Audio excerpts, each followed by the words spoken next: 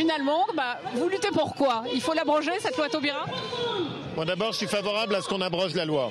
Mais ma préoccupation principale, c'est qu'on n'aille pas dans le sens ni de la GPA, ni de la PMA, ni du démembrement de l'adoption. Et ma deuxième priorité, c'est le budget de la politique familiale. On est en train d'étrangler financièrement des familles, parfois modestes, de classe moyenne, et qui vont se retrouver à avoir beaucoup moins d'argent. Alors, la GPA, Manuel Valls l'a dit clairement, c'est interdit en France. À l'extérieur, c'est vrai qu'à l'étranger, on a des couples qui le font faire comme ça. Qu'est-ce qu'on fait de ces enfants quand ils reviennent en France? Le gouvernement nous ment. Il ment clairement.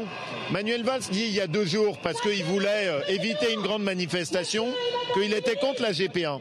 Mais il n'a rien fait contre. Sur la CEDH, un arrêt a eu lieu. La France ne s'est pas pourvue contre cet arrêt. Donc on est en train de nous raconter n'importe quoi. Côté pile, vous inquiétez pas, dormez tranquille, on est contre la GPA. Côté face, on n'a jamais autant avancé dans la direction de la GPA. Donc le gouvernement est très hypocrite. En même temps, du côté de la loi Taubira, on a 7000 couples qui se sont mariés, donc des mariages gays. Si vous arrivez en 2017, en cas d'alternance, qu'est-ce que vous allez faire de ces proclamations de mariage? La priorité, c'est vraiment la défense de la filiation.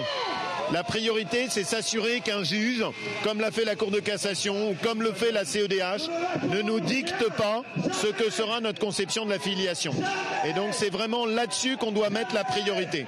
Et Nicolas Sarkozy a clairement indiqué qu'il mettrait dans la Constitution des protections pour éviter qu'on aille en direction de la GPA ou de la PMA. En même temps, concernant cette même loi Taubira, vous n'êtes pas du tout d'accord avec d'autres soutiens de Nicolas Sarkozy, comme Nathalie Kosciusko-Morizet, qui dit on ne peut pas abroger ce qui est désormais un acquis. Alors qu'est-ce qui se passe dans le clan Sarkozy? Moi, ce que je veux, c'est qu'on écoute les gens qui sont là. L'autre chose qui est sûre, c'est que oui, bien sûr, on a un débat. Et il faudra le trancher. Il y a déjà eu un premier engagement de Nicolas Sarkozy qui est important, c'est de dire qu'il ne s'avancerait pas sur la GPA. C'est déjà quelque chose de très important. Et je voudrais bien aussi qu'on n'oublie pas la dimension financière. On est en train de saper les fondements de la famille, mais on étrangle aussi financièrement les familles en France.